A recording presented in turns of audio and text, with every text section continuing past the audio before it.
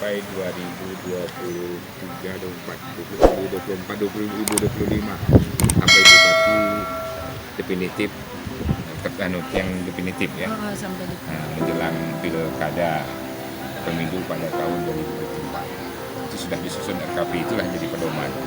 Selain daripada itu juga arah kebijakan pembangunan baik itu provinsi maupun nasional.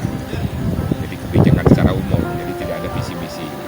Visi pun kalau ada mungkin visi jangka panjang rencana pembangunan jangka panjang daerah. Kita melihat di tahun ini tahapan apa yang menjadi prioritas pembangunan di sana. Tadi Pak Gubernur banyak mengarahkan beberapa hal tentang kebijakan yang harus dilakukan dalam tugas PJ ini, baik itu menyangkut infrastruktur lingkungan, baik itu juga menyangkut dengan jalan ya, banyak hal lah, termasuk juga lahan, perselisihan konflik lahan. Dan dampak dari COVID ini kita tahu ekonomi ambruk, kemiskinan juga meningkat, itu juga menjadi prioritas. Jadi apa yang disampaikan Pak Gubernur tadi kami akan ramu, kita akan susun rencana mana yang bisa dikerjakan jangka pendek. Ini kan dia 3 tahun, berarti jangka pendek itu bisa dilaksanakan di perubahan ini. Jangka menengah misalnya 2023, jangka panjangnya 2024. Mana yang bisa terakomodir sesuai dengan keadaan kondisi keuangan. Kita juga menggali potensi-potensi yang bisa mendorong pembangunan daerah itu sendiri. Jadi sumber pendanaan itu kan ada dari APBD kabupaten kota, ada APBD provinsi, ada juga dari APBN pusat dalam bentuk DAK, ya kan, DBH, juga ada juga CSR. CSR itu juga sangat penting. Jadi kemarin Pak Gubernur waktu dalam musrenbang yang diadakan beberapa hari yang lalu di gedung daerah, beliau menyampaikan memang dari Menteri Penanaman Modal Investasi itu Bahlil sudah menekankan seluruh perusahaan-perusahaan yang beroperasional di daerah wajib bekerja sama dengan perusahaan lokal, perusahaan daerah setempat, dan setidak-tidaknya dia harus bekerja sama mendorong UMKM. Kalau ada peluang UMKM kesempatan mengambil kerja atau usaha yang ada di dalam perusahaan besar. Yang sebenarnya perusahaan besar itu kan ada cateringnya, misal kebutuhan. Jadi yang perusahaan daerah yang ada di sana bisa mensuplai untuk itu. Itu salah satu contoh. Nah, juga misalnya dia menghasilkan sesuatu, ada BUMD yang bisa kerjasama untuk mensuplai, kan? Jadi itu salah satu contoh, harus bekerjasama untuk mendorong ekonomi itu cepat tumbuh. Ekonomi cepat tumbuh, perusahaan daerah cepat bangkit. Kita lihat Kampar penuh dengan potensi pertanian, perikanan, perkebunan, ya kan, itu cukup banyak. Nah, sekarang bagaimana menggali itu sendiri? Ada yang bisa jangka pendek, ada yang jangka panjang. Misalnya jangka pendek, umbi-umbian itu cepat, ya kan. Sudah juga sawah kita juga cukup bagus, dan sawah itu cepat, 3 bulan dah bisa menghasilkan, dan orang perlu beras, ya kan. Kita makan itu sumber makanan utama kita. Dan kebutuhan beras kita sekarang ini kan hanya di Riau ini, kalau dulu sewa pedas sekitar 30-40%. Mungkin kalau kita dorong untuk membangkitkan kembali sawah rakyat itu dikelola dengan baik, difasilitasi oleh pemerintah, ya kan, bekerja sama pihak ketiga sebagai off-taker, ya mungkin saja akan bisa cepat mendorong ekonomi nasional. Persoalannya kan kadang-kadang pas gabah mulai panen harga gabah turun. Jadi untuk menjaga stabilitas sudah itu pengolahannya yang kurang baik, jadi harganya pun jatuh. Nah, mungkin nanti bisa saja dikelola oleh BUMDes bersama, kita buka rice milling, salah satu contoh aja yang ilustrasi ke depan. Nah, misalnya ada rice processing unit sehingga menjadi yang beras bagus, beras premium, bersaing dengan beras luar kan. Ya kan bisa naik tingginya. Akhirnya siapa yang untung? Yang untungnya petani. Jadi nilai tambah itu ke petani. Kalau enggak, dulu kan nilai tambah diambil oleh pihak pengecer, pengedar, pengumpul. Itu nilai tambahnya di situ. Mereka yang banyak untung dari hasil pertanian. Tapi bagaimana untuk masyarakat yang dapat untung dari hasil pertanian, pemerintah harus hadir di sana sebagai penyangga. Misalnya dia sudah panen, langsung beli gabah basahnya. Puas mereka dapat menikmati langsung, dia dapat beroperasi lagi ke depan. Nah, tapi selama menjelang mereka panen 3-4 bulan itu kan ada operasional. Operasional inilah yang selalu ditutupi oleh pihak ketiga, sehingga mereka tergadai dari hasil panen yang mereka buat. Itu ya. Kita akan pelajari itu semua, potensi-potensi untuk mendorong ekonomi masyarakat dampak dari COVID-19. Kedua, mungkin perikanan juga kita cukup bagus. Kalau perikanan ini kan tak tahan lama dia. Ini harus disusun dulu rencana yang baik untuk ikan seperti apa, diolah seperti apa kalau memang pemilihan. Perkebunan pertanian kita juga selain daripada itu menas segala macam.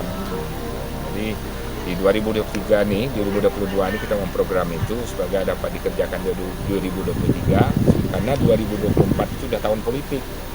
Nah, di tahun politik itu sudah di situ ada pilpres, di situ ada pemilu, ada pilgub, ada pileg, ya kan?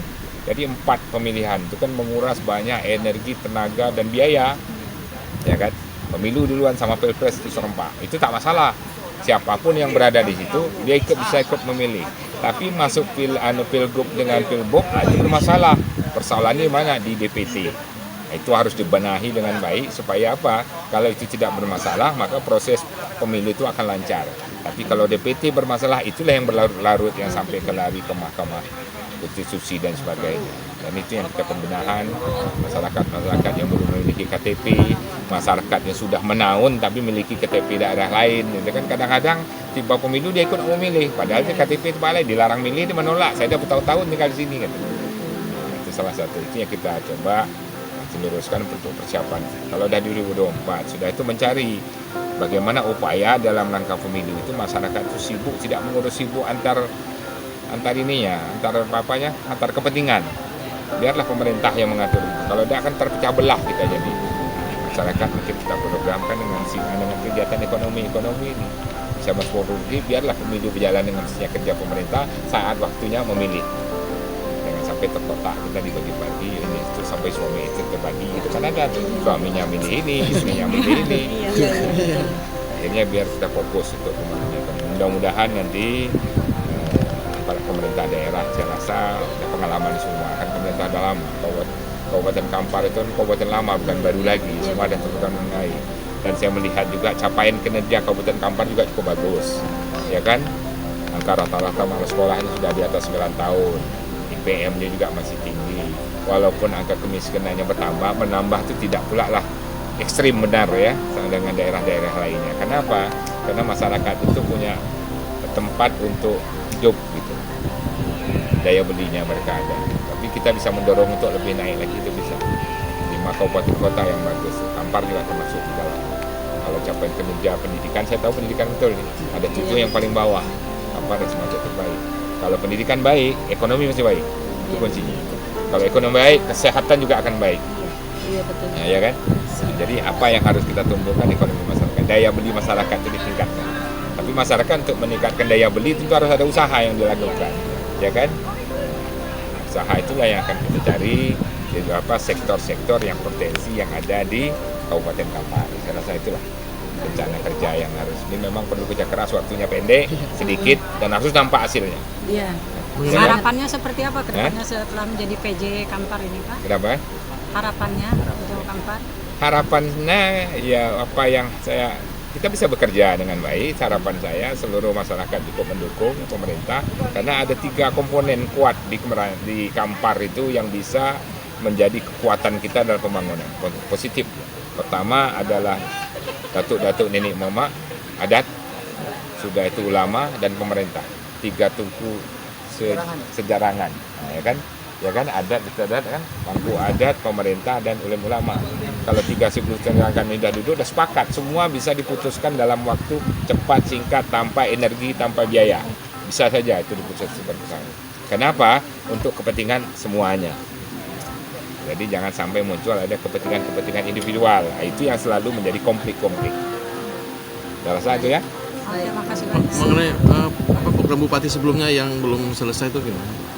Misalnya kalau ada program bupati yang sebelumnya yang belum selesai dalam aspek penyampaian LPJM itu kan sudah ada LPJ-nya. Nah, tapi menyangkut dengan pembangunan yang tertunda misalnya kan, tapi kalau tertunda atau yang tidak selesai misalnya pembangunan fisik, ya nanti kita evaluasi dan itu kan dana sudah terinvestasi di situ. Kita hitung kalau memang bisa dikerjakan dalam waktu cepat dilaksanakan. Kalau memang membutuhkan biaya memang tertunda, kita tunda dulu. Kita cari mana yang lebih potensi lah untuk menghadapi pemilu 2024 ini. Itu yang menjadi prioritas karena tugas saya ini kan menjalankan pemerintahan transisi, jaga stabilitas, baik stabilitas keamanan, ekonomi, sosial, masyarakat semua. Mudah-mudahan lah Allah mengamanahkan mendoakan Mbak ini Amin. bisa bekerja dengan baik, dapat menjalankan tugas ya, dan seluruh komponen baik itu masyarakat, pemerintah dan alim ulama serta pemangku adat saling bahu membahu untuk mendapatkan satu kesepakatan yang baik. Bersama pasti kita yakin itu bisa. Ya. Oke. Sekali lagi selamat Pak. Yalah.